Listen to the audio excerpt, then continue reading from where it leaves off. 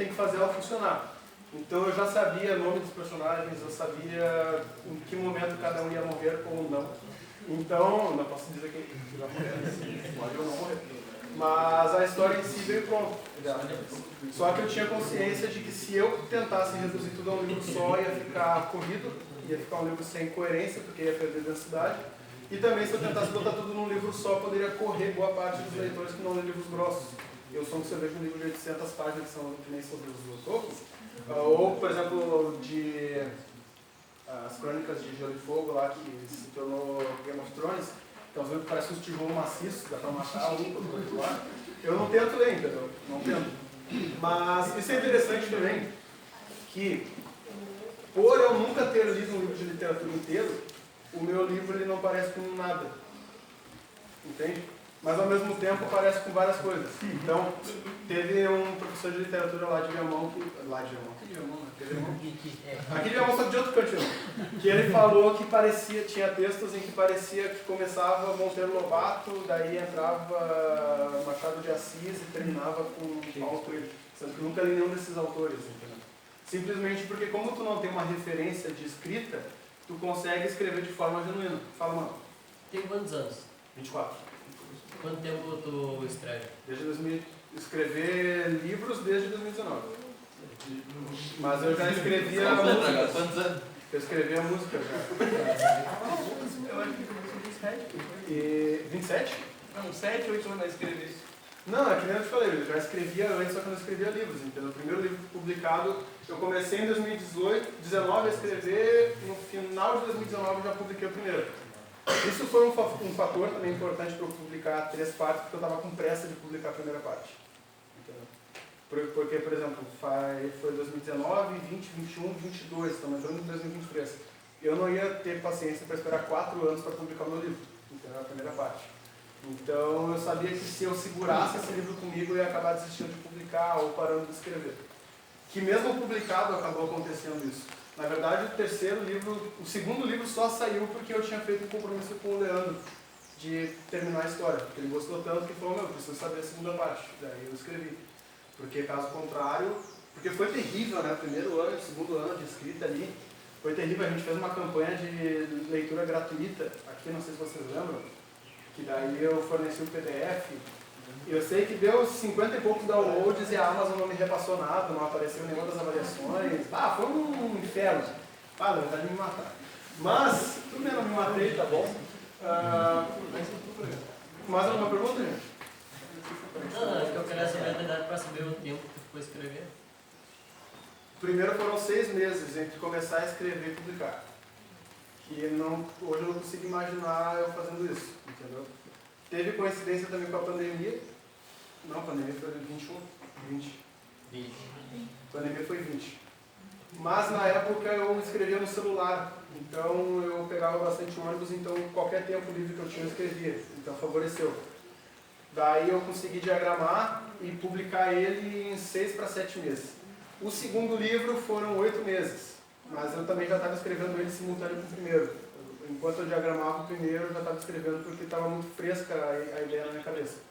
O terceiro livro foi complicado, porque como eu fiquei repassando detalhe por detalhe do livro por 1 ano e pouco, eu repunei na história. Eu já estava de saco cheio dos personagens, eu não conseguia falar o nome dos personagens sem me irritar com eles, porque eu já sabia, eu tinha repassado tanto a história na minha cabeça que ficou chato. Aquele entusiasmo do primeiro e do segundo livro sumiu, entendeu?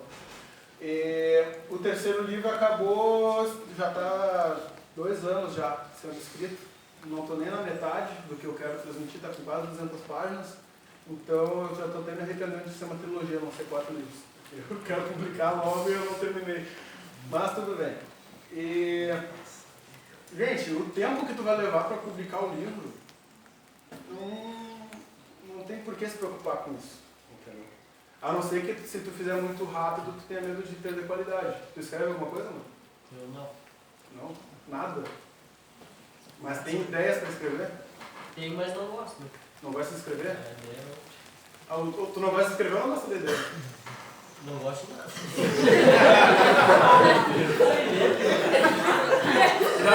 Já pensou em escrever uma reflexão sobre isso? Não dá certo. Não dá?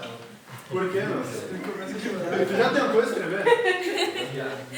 Tu escreveu quanto? Tentar escrever não é assim. Tentar escrever não é abrir o olho e ficar olhando pra tela. Tem que tentar escrever, né? O que te impediu de escrever? Ah, eu perdi a vontade. Mas tu escreveu quanto? Vai escrever e não tem ideia. Ah, tá. Tu tentou escrever sem ideia, no caso. Ah, velho. Puta. Mas, cara, tu escreveria que tipo de história tu escreveria? Sei lá. Não tem ideia assim. Sabe, teve um aluno do Leandro, que era colega meu, que estudou na ETA, inclusive o Guilherme, ele escrevia poesia gaúcha. Ele só escrevia coisas assim sobre ele levantar, tomar chimarrão com o pai dele, daí depois ir pro campo. Ele só escrevia o dia dele, era praticamente um diário. E no final isso aí acabava virando música. Ele conseguia encaixar nos acordes do violão e fazer a música. E nem eu falei, a literatura é qualquer coisa. A literatura só tem que transmitir uma ideia, tem que ser uma simulação do real. O Leandro pode falar mais, né? O que é a literatura?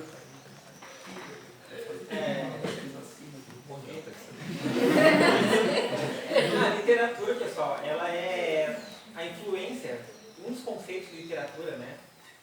Segundo Alfredo Bose, por exemplo, que dá base para isso, é de que literatura é o resultado da influência da sociedade, do meio e da geografia, né, o momento histórico, na cabeça, na mente do escritor.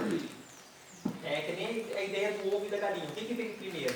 Né? O ovo ou a galinha? E o que veio primeiro? O escritor, o escritor ou o livro? Bom, eu sou um escritor. Se alguém perguntar para mim quantos livros você tem? Nenhum. Eu não sou um escritor de fato. Mas, ao mesmo tempo, se eu escrever um livro, né, eu simultaneamente, no momento que nasce o livro, nasce também o escritor. Né? Mas para escrever um livro, precisa ser o escritor. Então fica aquele ciclo de escritor. O outro conceito também de literatura que existe é de que literatura é mímese. Esse é o conceito de Aristóteles, né? Mímese, imitação, mímica, né? Imitação do real. A literatura, ela é imitar a realidade. Quando tu citaste ali os diversos exemplos de literatura que existem no contexto social hoje em dia, citaste muitos deles, né? Desde livros, cinema, por exemplo, o nosso contexto diário. O diário de uma menina de 12 anos é muita literatura. Né?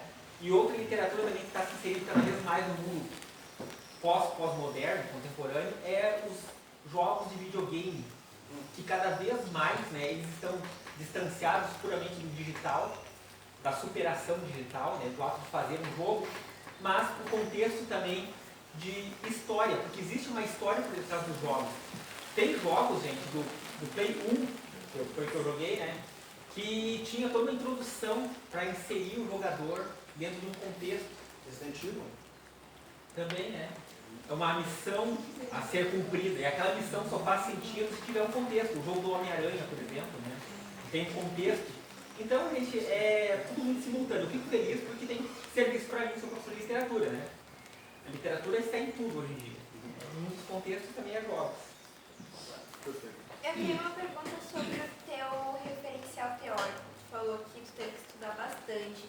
E onde é que mais ou menos tu tirou essa base? Porque algumas coisas são difíceis de achar em sites, por exemplo, Wikipédia, toda a matéria, Brasil Escola. Normalmente a gente tem algumas informações que talvez a gente precise procurar em artigos, que a gente pesquisa, por exemplo, sei lá, no Google Acadêmico.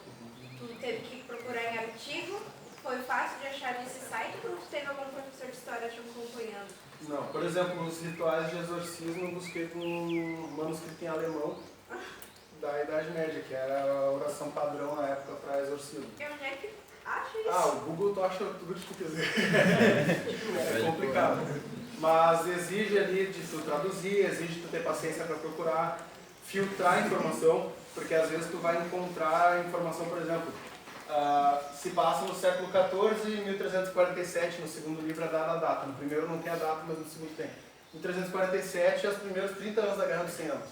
Então, tu tem que saber em que contexto tu tá. Imagina assim, ó. Vamos pensar, contexto histórico é importante. Inclusive, a Bíblia tem vários livros que são apócrifos, que chamam de livros apócrifos. que são livros que parecem ser da Bíblia, só que ele tem erros históricos, logo não é verdade.